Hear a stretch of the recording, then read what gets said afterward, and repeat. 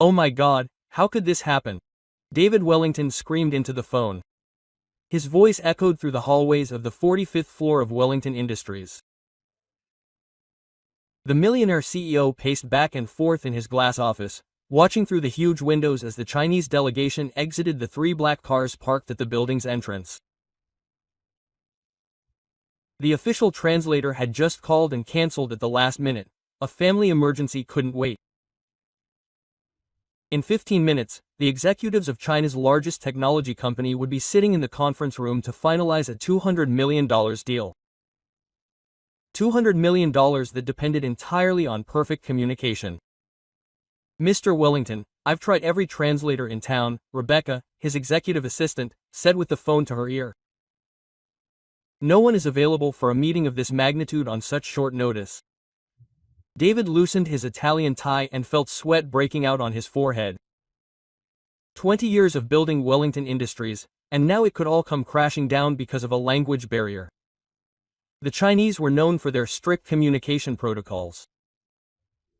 They would never tolerate a meeting conducted via translation apps or improvised gestures. Then a soft, almost whispered voice came from the corner of the room. Excuse me, Mr. Wellington. But I speak fluent Mandarin. All eyes turned to Jasmine Parker, who had interrupted her cleaning routine to listen in on the conversation. She was holding a cleaning cloth in her hand and wearing the standard navy blue uniform of the maintenance staff. Jasmine had worked in the executive suites for 3 years, always discreet, always efficient, invisible to most important people. The silence that followed was so deep that you could hear the hum of the air conditioning.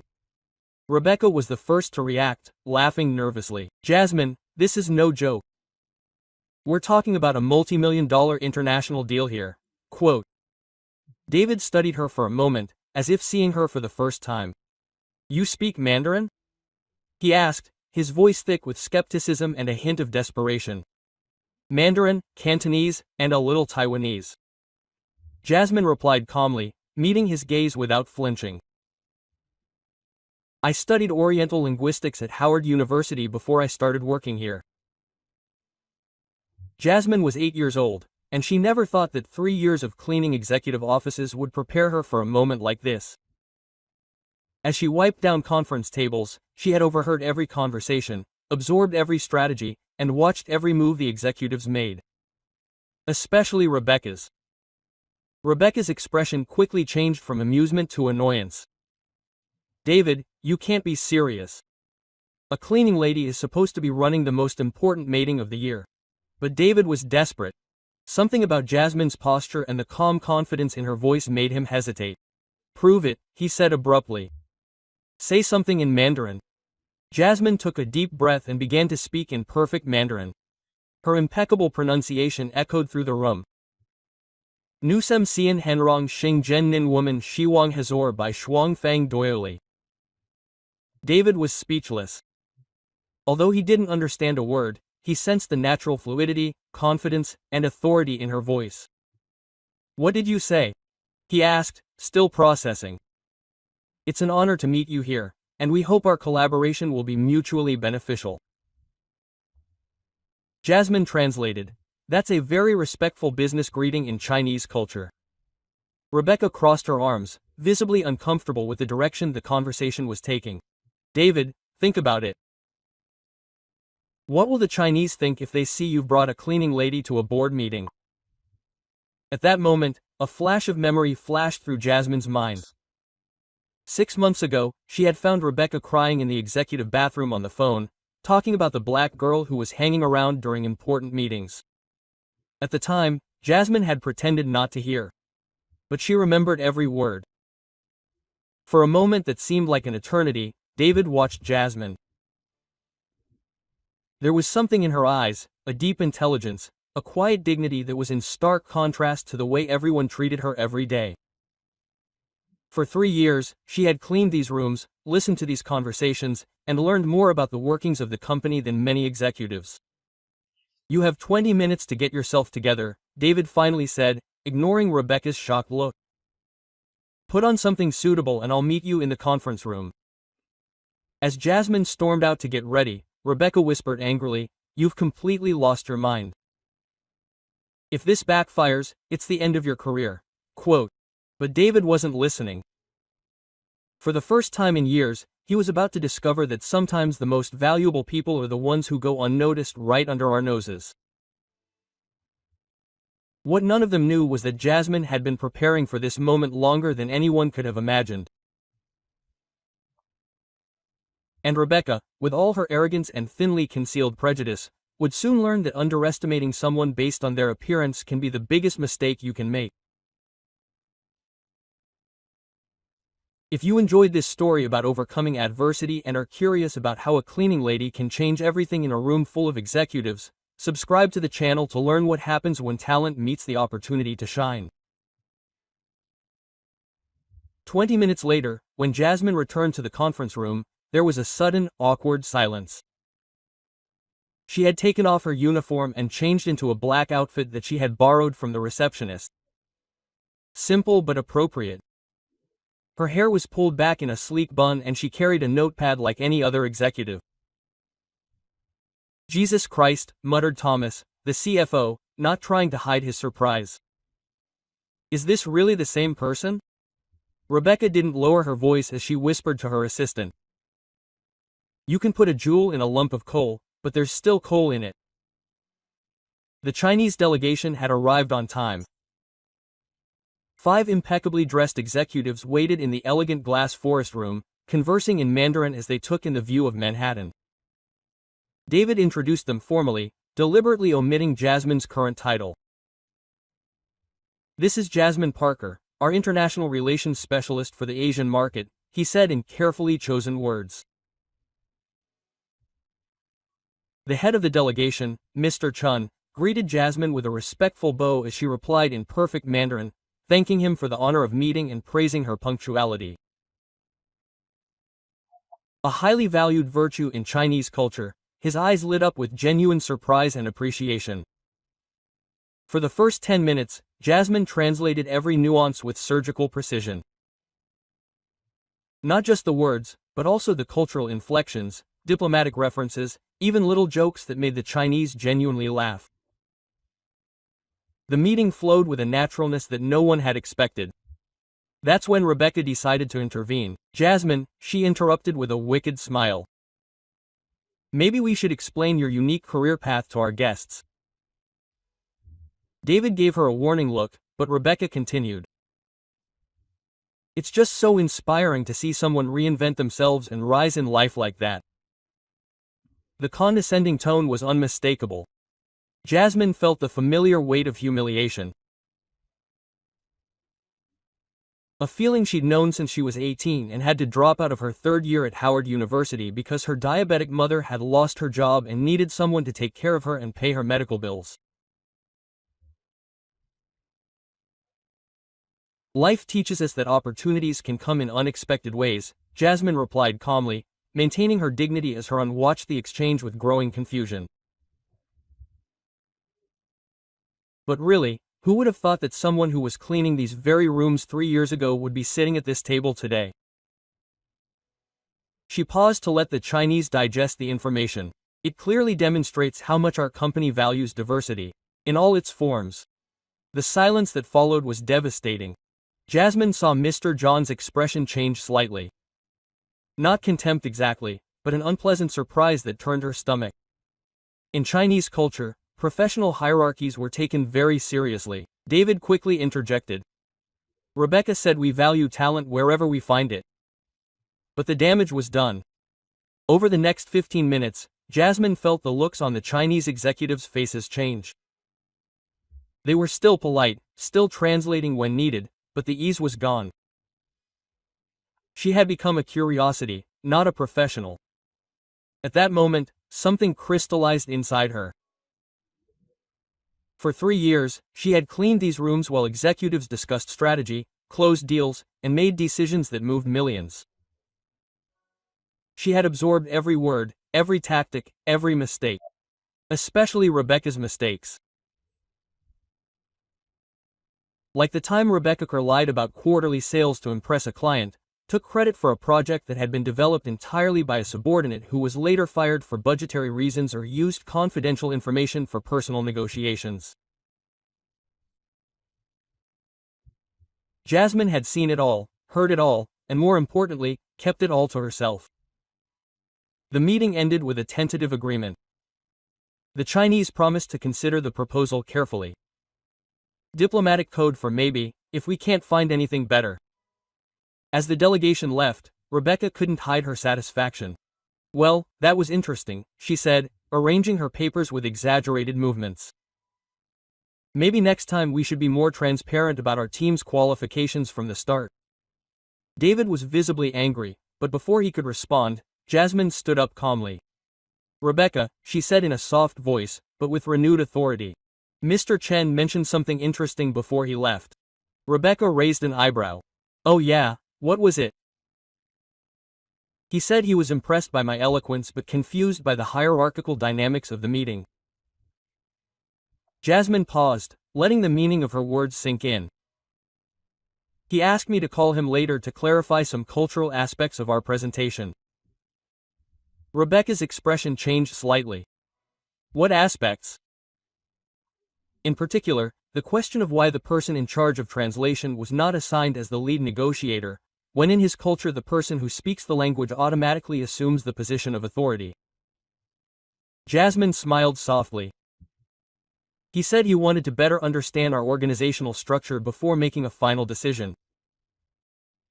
Rebecca's face twisted slightly as she processed the implications. For 3 years, Jasmine had been invisible. But invisibility, Rebecca would soon discover, can be the most powerful weapon of all. Especially if you have observed, learned, and prepared for the right moment to step out of the shadows. What Rebecca didn't know was that every insult, every humiliation, every attempt at sabotage had ignited something far more dangerous than mere resentment. It was the emergence of a strategist who knew every weakness, every secret, and every lie that circulated in these corridors of power.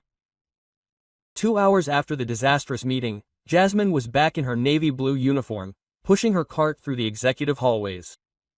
But this time, every step was calculated. For 3 years, she had memorized every important conversation, every whispered secret, and every document carelessly left on the desk, especially Rebecca's desk. Look who's back where they belong, Rebecca commented loudly enough for all the executives in the hallway to hear as she chatted with Jennifer from accounting. After today's pathetic charade, at least we know where everyone really belongs. Jasmine continued cleaning, but her hands moved mechanically as her mind registered every word. Rebecca had no idea that during those 3 years of cleaning her office, Jasmine had seen open personal emails, overheard phone conversations about contract manipulation, and, most importantly, discovered the documents Rebecca hid in her bottom drawer.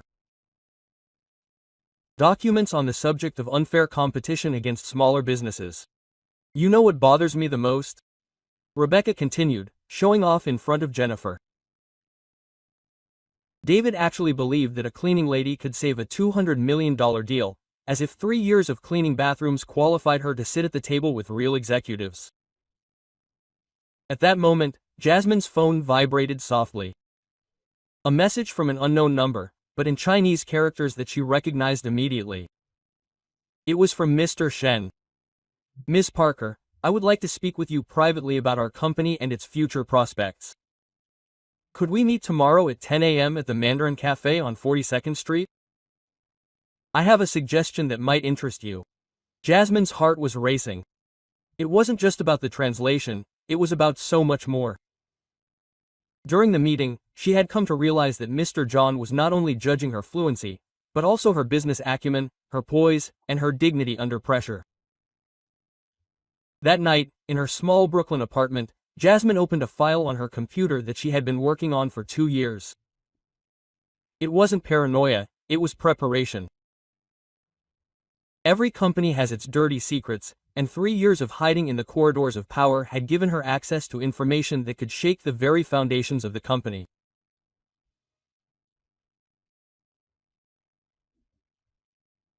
The file, titled Irregularities at Wellington Industries, contained 63 pages of carefully compiled evidence, printed emails Rebecca had thought had been deleted, call logs from her weekend shifts recorded by the security system, and, most importantly, photographs of documents that proved how Rebecca had deliberately sabotaged 3 contracts with black-owned businesses in the past 18 months.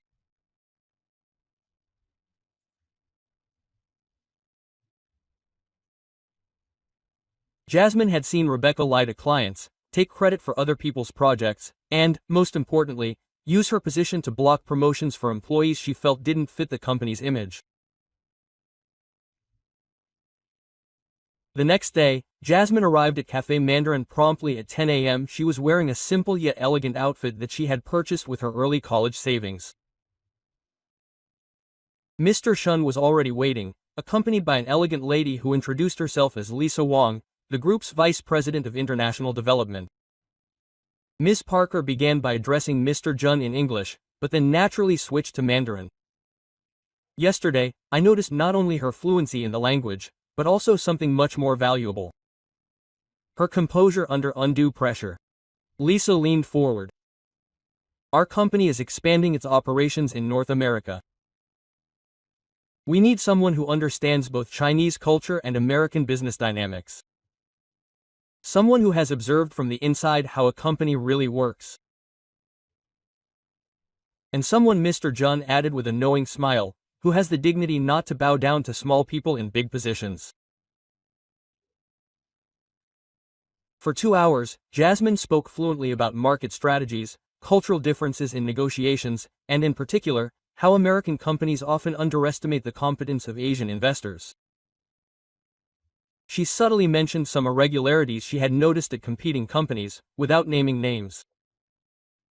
As Lisa slid a business card across the table, last Jasmine said, Parker and Associates International Consulting. Damn, that was an annual salary 5 times what she had made at Wellington Industries. Think about our offer, Mr. Shun said, standing up. But we have one special condition. First, we want you to help us investigate certain discrepancies we have discovered in Wellington Industries contracts. There appears to be evidence of questionable practices that violate federal international trade regulations. Jasmine held the card steady. For 3 years, she had been treated like a piece of furniture. Now, 2 of the most brilliant businessmen in Asia were offering her not just a job, but a strategic alliance. Tomorrow, there will be an emergency meeting at Wellington Industries, Lisa said quietly. We have learned that the Chinese delegation has filed a formal complaint about contractual irregularities. It might be worth your while to attend. That evening, Jasmine called her mother. Mom, remember how you always said that patience was a smart woman's strongest weapon? Of course, darling. Why? I think I finally understand what you meant. As she hung up, Jasmine looked out her apartment window at the Manhattan skyline. Tomorrow, Rebecca and all of Wellington Industries would discover that 3 years of invisibility had created something far more dangerous than a disgruntled employee. They had a strategist who knew every weakness, every lie, every secret the company had. And unlike the executives who underestimated people based on their appearances, Jasmine had learned that true strength lies in observing when it matters. The air in the Wellington Industries boardroom was tense. David had called the board together. The matter was serious breaches of contract with the Chinese delegation. Rebecca, dressed in a red suit and brimming with self-assurance, immediately began blaming an incompetent cleaning lady. But at that very moment, Jasmine entered the room. Confidently dressed in an elegant gray suit, purchased with an advance from the Chinese company, she sat down next to David. Sorry for the delay, I have important information prepared for the meeting. Rebecca was indignant. What is she doing here? David remained calm because the Chinese delegation had expressly requested her presence. Jasmine opened her laptop. Mr. Chun handed me evidence of collusion and sabotage yesterday. Rebecca exploded. What would a cleaning lady know about this? Jasmine's smile was calm. I listened for 3 years, invisible and documented. Then she projected the first internal email. Rebecca had passed on confidential information to competitors. This was followed by evidence of manipulated costs for projects involving ethnic employees and discriminatory instructions to the reception staff. Finally, Jasmine played a recording. Rebecca's voice spoke disparagingly about such people in the executive suites. Mr. Johnson, the longtime director, confronted Rebecca. She only stammered excuses. But David was relentless. "You have 30 seconds to explain why we are not terminating your employment." No one came to her aid. As she was escorted out, her career was over. David announced, "Jasmine is our new Director of International Relations." When it was all over, he asked her, "How did you do it?" Jasmine replied, "Invisibility is power." Rebecca underestimated her. 6 months later, Jasmine was successfully managing $4 million worth of deals. The one they ignored had proven unstoppable, and this time, no one could erase her signature. "They can't wait to meet the woman who tripled our business in Asia in just 6 months." Quote. Through the window, Jasmine could see the city she had once seen as nothing more than an invisible cleaning lady. Now, as Director of International Relations, she was one of the most respected executives in Manhattan. Her $300 million annual salary had enabled her mother to receive the best diabetes treatment, and she herself had earned her master's degree through an executive program at Columbia University. "What about the Forbes meeting next week?" Jennifer asked. "Agreed," Jasmine replied. "They want to talk about my inclusion on the list of the most influential young female executives." Across town, Rebecca sat in her small Queens apartment after losing her condo. The coffee table was littered with medical bills and rejection letters.